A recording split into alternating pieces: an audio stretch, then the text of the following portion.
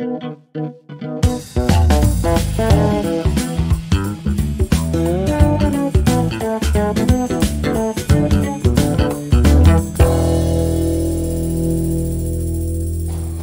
jumpa lagi dengan saya Teddy Wakum dalam channel Papua Insight. Nah, kali ini kita akan mengupdate ya tentang situasi Papua terkait dengan penyanderaan ya yang diduga dilakukan oleh Tentara Pembebasan Nasional Papua Barat atau TPNPB di Papua, tepatnya di Kabupaten Duga. Jadi atas penyanderaan terhadap pilot Susi Air, kemudian dan pilot tersebut merupakan warga negara New Zealand, sehingga pemerintah New Zealand mulai bergerak cepat dengan mengambil langkah-langkah dengan tujuan untuk penyelamatan dari pilot tersebut. Nah,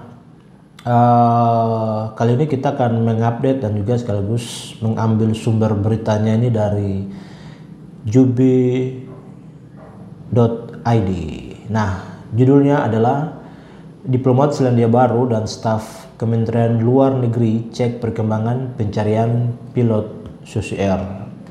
Nah, berita ini diterbitkan pada Februari 13 ya, tanggal 13 2023. Nah, sejumlah 3 diplomat Selandia Baru dan 2 staf Kementerian Luar Negeri Republik Indonesia datang ke Timika. Jadi rupanya ini mereka langsung ke Timika ya, karena jarak Timika dengan Duga tidak begitu jauh. Nah, lanjut, ibu kota Kabupaten Mimika, Provinsi Papua Tengah. Jadi kedatangan mereka untuk memantau perkembangan pencarian Philip Martens ya, nama pilot yang disandra ya.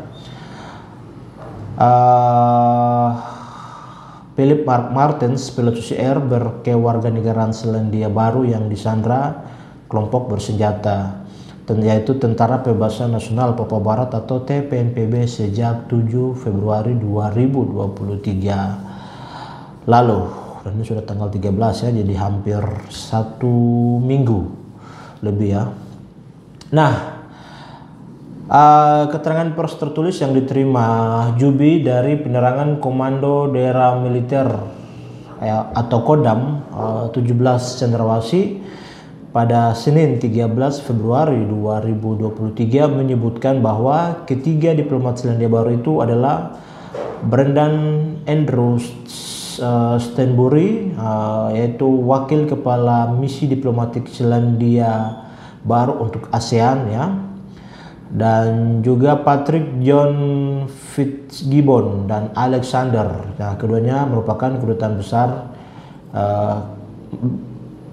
wakil dari kedutaan besar Selandia Baru di Indonesia. Nah, sementara kedua staf Kementerian Luar Negeri atau Kemlu Republik Indonesia yang mendampingi mereka adalah Dionysius Elvan Swasono dan Nicholas Hendrik Theodorus. Pada Senin siang, ketiga diplomat Selandia Baru itu mengikuti pertemuan yang dipimpin Panglima Komando Gabungan Wilayah Pertahanan atau Pangkogap Wilhan III, yaitu Letjen TNI I Nyoman Cantiasa di Timika. Nah, mereka ini kemudian membahas perkembangan pencarian Philip Martens yang diduga disandera kelompok Tentara Pembebasan Nasional Papua Barat yang dipimpin oleh Egyanus Kegoya.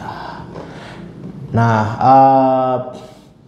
ketiga diplomat baru itu menyampaikan harapan mereka agar Philip Martens dapat ditemukan dalam keadaan selamat dan dapat segera dibebaskan. Mereka kemudian meninjau rumah sakit di Mimika yang akan dijadikan tempat penanganan kedaruratan dalam hal evakuasi. Pangkogapil Han 3 Letjen TNI I Nyoman Cantiasa menyampaikan permintaan dukungan masyarakat internasional agar dapat membicarakan masalah penyanderaan Philip Martens dengan Komisioner Tinggi Hak Asasi Manusia atau HAM Perserikatan Bangsa-Bangsa PBB, yaitu dia menyatakan bahwa kami juga minta dukungan internasional untuk membicarakan kepada Komisioner Tinggi Dewan Hak Asasi Manusia Internasional terkait masalah tersebut, kata Nyoman Cantiasa. sebagaimana dikutip dari keterangan pers yang ditulis oleh Jubi. Nah, jadi memang rupanya masalah penyanderaan ini juga mulai menyita banyak pihak ya. Kalau kita lihat di berbagai pemberitaan media-media dan kedua negara dalam hal ini Selandia Baru dan Indonesia sudah mulai mengambil langkah-langkah untuk bagaimana bisa melakukan misi pembebasan terhadap pilot yang sedang disandra oleh Tentara Pembebasan Nasional Papua Barat. Dan yang paling penting adalah dalam misi ya pembebasan, kami sangat berharap, kita harus tahu bahwa di Papua itu kan, terutama di Nduga itu kan ada masyarakat sipil. Jadi kita sangat-sangat berharap bahwa dalam penanganan kasus ini tidak boleh atau jangan sampai ada terjadi pelanggaran HAM di sana terkait dengan hak dari masyarakat sipil di sana.